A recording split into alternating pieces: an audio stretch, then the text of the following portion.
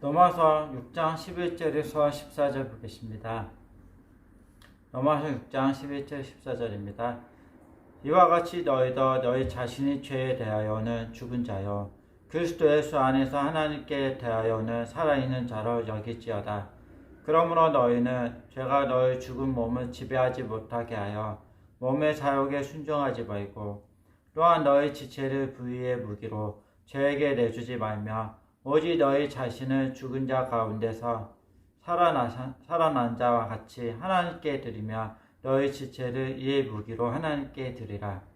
죄가 너희를 추정하지 못하리니 이는 너희가 법 아래 있지 아니하고 은혜 아래 있음이라. 아멘. 말씀의 제목은 은혜 아래 있음이라 전하겠습니다. 6월의 첫 예배입니다. 예배 가운데 내 안에 있는 신앙을 다시 점검하고 우리가 새로운 마음으로 가기를 원합니다. 기독교의 교리 안에는 성화를 잘 이해하는 것이 너무나 중요합니다. 신앙의 길 어떻게 가야 하는가? 왜 예수 믿으며 천국 가는데 하나님의 말씀을 지키고 나의 못된 모습을 고치면서 가야 하는 것입니까? 성화의 과정에 가는데 우리는 늘 전제를 잃어버리시면 안 됩니다. 그 전제가 무엇입니까? 예수 그리스도입니다. 바울은 지금 그리스도인들에게 두 가지를 얘기하고 있습니다. 첫 번째는 그리스도께서 우리 죄를 다 지고 죽으셨기 때문에 우리의 죄는 이미 다 청산되었다는 것입니다. 둘째는 주께서 다시 살아나셨기 때문에 우리 또한 그리스도로 말미암아 새로운 피조물이라는 것입니다. 예수님의 나의 죄값을 치르기 위해서 대신 죽으신 사랑을 내가 영접하는 순간 그때부터 우리의 자리가 달라진 것입니다. 자리가 달라졌다는 것이 무슨 말입니까? 한국에 살며 한국의 법을 치료함을 받고 아니면 직장을 옮겨지면 직장의 법에 내가 매인바 되듯이 예수 그리스도를 통해서 드러난 하나님의 사랑을 내가 영접하며 치료하며 받는 법이 달라졌다는 것입니다. 소속이 달라졌다는 것입니다. 상화는 가는 자는 먼저 이것을 놓치면 안 됩니다. 이것이 기본 전제입니다. 이것을 놓치면 시간이 허비하게 됩니다. 어떻게 시간을 허비하게 됩니까? 마음의 불안과 답답함을 없애려고 그러니까 마음의 자유를 찾으려고 시간을 너무 많이 허비하게 됩니다. 세상의 것들을 통해서 찾으려고 하는 것입니다. 세상에 속한 사람은요, 하나님의 사랑에 대해서 알지 못합니다. 다시 말해서 은혜 받았다는 것이 무엇인지 알지 못합니다. 하늘의 평안을 경험해 본 적이 없습니다. 하늘에 속한 사람은 어떻습니까? 은혜를 압니다. 성령의 은혜를 받습니다. 하늘의 평안을 경험해 본 적이 있습니까? 여러분 영혼은 말씀을 통해서 은혜를 먹고 있습니다. 세상에 속한 자는 일단 은혜를 받는다는 것이 무엇인지도 모릅니다. 하나님의 사랑에 대해서 눈물 흘린 적도 없고 아는 바도 없습니다. 결론이 무엇입니까? 여러분 이미 하늘에 속한 사람이라는 것입니다. 그러면 우리는 하늘에 속한 사람으로서 성화의 길을 가야 하는데 이것을 조심해야 합니다. 무엇입니까? 우리가 예수님을 믿으면 단번에 바뀌어서 모든 면에서 선하고 거룩하고 온전하게 변화될 것이라고 생각하는 것이 잘못된 착각입니다. 우리가 하나님의 아들의 핏값으로 말미암아 신분이 변화가 왔다 할지라도 우리 상태는 아직 변화되지 않는 그런 상태입니다. 그 상태를 온전한 변화를 위해서 우리가 치열한 영적 전투를 현장 가운데 있습니다. 로마서 6장 12절 보겠습니다. 로마서 6장 12절 그러므로 너희는 죄가 너희 죽은 몸을 지배하지 못하게 하여 몸의 사욕에 순종하지 말고 그리스도인이라면 하나님의 자녀들이 마주한 현실에 죄의 의혹들이 있습니다. 내가 죄를 의혹에 받는다는 것입니다. 그러니까 죄가 나를 공략한다는 거예요. 하나님의 아들이신 예수님도 40일 주하로 금식하시고 마귀의 3가지 유혹을 받았습니다. 그러므로 우리 신앙생활에 중요한 것은 끊임없는 훈련입니다. 자기 절제를 필요한 훈련입니다. 우리가 하나님의 사랑과 자유를 강조할 때 자칫하면 반만하게 더 죄를 지을 수 있는 위험이 있습니다. 그러나 우리 신앙이 온전하게 보존되길 원하고 거룩한 몸으로 더 입혀지길 원한다면 매일 치열한 자기 훈련이 필요합니다. 자기 신앙의 진지함을 잊지 않고 경계를 늦추지 않고 끊임없이 그리스도의 형상에 따라서 자신을 만들어가는 노력이 필요합니다. 그러므로 사도는 죄가 우리 몸을 지배하지 못하게 하라 라고 말하고 있습니다. 이것이 성화의 길을 가는 자들의 기본적인 전제입니다. 이것을 알아야 합니다. 이것을 착각하면 안 됩니다. 소속이 바뀌었습니다. 치료하며 바뀌었다는 것을 알고 있어야 합니다. 그럼 이전의 법과 지금의 법은 어떤 차이가 있는 것입니까? 이전의 법은 율법 아래 있는 것입니다. 여기서 말하는 율법은 죄와 벌을 말하는 것입니다. 죄와 벌이라는 것은 죄를 지으며 벌을 받아서 죄로를 만드는 세계가 있다는 것입니다. 이것이 이전에 우리 영혼의 자리였습니다. 지금은 법은 무엇입니까? 은혜의 법입니다. 은혜의 법은 어떤 것입니까? 죄와 용서입니다. 죄를 지으며 용서를 받아서 죄로를 만드는 것뿐만 아니라 감사의 마음에 플러스 되는 세계입니다. 그러니 우리의 생활 방식도 많은 변화가 필요합니다. 삶이 바뀌어야 한다는 것입니다. 이전에 죄를 지어서 죄책을 물러오며 어떻게 해야 했습니까? 벌을 받아야 합니다.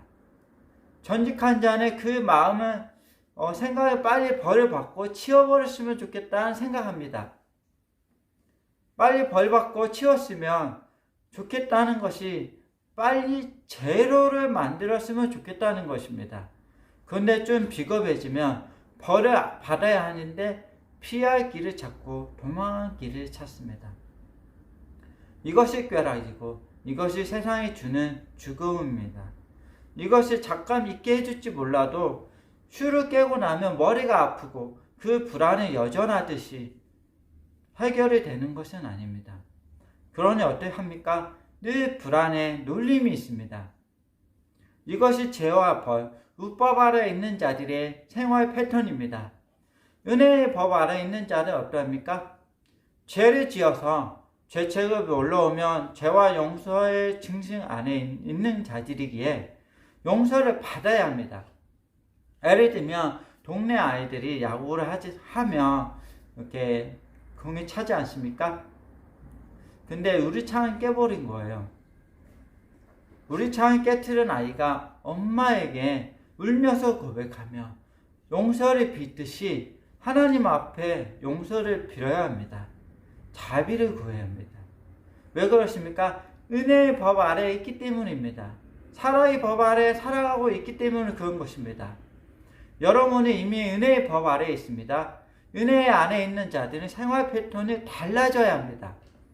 나의 죄가 보일 때마다 하나님의 은혜를 받으려고 해야 하고 이를 막히면 하나님의 능력으로 해결해 나가야 합니다. 성령을 늘 갈망하면서 성화의 과정을 가는 것입니다.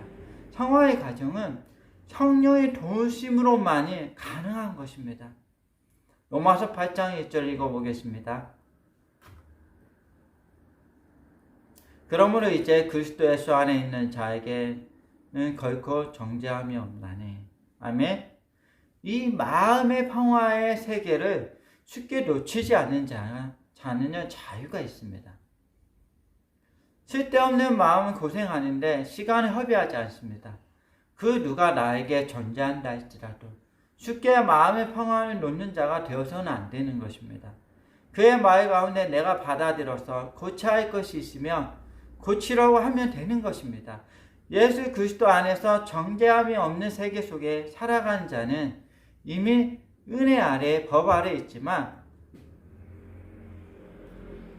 율법 아래 있을 때 생기게 된 나쁜 습관을 고치는 것이 쉽게 생각합니다. 왜 그러십니까? 이미 소속이 바뀌었습니다. 이미 구원을 받았기 때문입니다. 율법 아래 있을 때는 생기게 된 나쁜 습관은 죄성이라고 합니다. 이 죄성을 빠는 것은 정구정이 아니라 소탄전입니다. 이미 승리한 것입니다. 이미 승리한 것을 얻는 것이죠. 승리의 깃발을 들고 죄성을 고쳐 나가는 것이죠. 여러분 손에 이미 승리의 깃발을 들러서 있다는 것을 잊지 말기를 바랍니다. 이미 쥐어져 있습니다. 그리고 죄성을 고쳐 나가는 것이 어떻게 하는 것입니까? 죄와 용서의 법 아래 있기 때문에 하나님의 능력을 구해야 합니다. 다른 말로 성령의 능력에 힘입어서 고쳐 나가는 사람인 것입니다. 성령의 능력이 무엇입니까? 살아계의 능력입니다. 죄성을 고치는 우리의 방식은 죄와의 전면 대결이 아닙니다. 죄성을 고치기 원한다면 그 사락에 감정되어야 합니다. 죄성을 고치기 원한다면 성령을 더욱 간구하며 기도하면서 가야 합니다. 죄성을 고치기 원한다면 십자가를 보이신 그 사락을 바라보는 것입니다. 이것이 바로 그리스도인의 수련법입니다. 어떤 사람이 전면 대결을 해서 죄를 받고 뚫어 고치려고 합니다. 그 의지와 결의를 장하고 맞는 것입니다. 그러나 그 방식으로 죄성을 바꾸어지지는 않습니다. 이런 결의와 각오가 필요하지만 늘 결의와 각오로 하나님의 사랑 능력을 붙드시기를 바랍니다. 이것이 성화의 과정입니다. 성화는 나의 힘과 능력으로 하면 그 끝은 늘 절망이라는 것입니다. 내 힘과 내 능력으로는 죄와 전면 대결하다가 에이 안 되겠다 라고 합니다. 맞는 말이에요. 안 되는 것이죠. 원래 내 힘으로는 불가능하다. 그러나 하나님의 능력으로는 가능한 것입니다. 내 안의 죄성과 약함이 선명하게 보이면 볼수록 하나님 앞에 약해지기를 바랍니다. 막힐 때 강해지면 안 됩니다. 도리어 낮아지고 약해져서 하나님 앞에 은혜를 구하시기를 바랍니다. 그래야 한다면 그 끝에 늘 새로움을 맛보게 되는 것입니다. 날마다 새 힘을 얻게 될 것입니다. 로마서 6장 14절 제가 너희를 주관치 못하리니 이는 너희가 법 아래 있지 아니하고 은혜 아래 있음이니라. 아멘. 이미 법 아래 있지 아니하고 은혜 아래 있음을 기억하고 하늘에 속한 자로서 당당함을 가지고 하늘의 능력 힘입어서 성화의 과정을 가는 성도 여러분들이 다 되시기를 바랍니다. 기도하시겠습니다.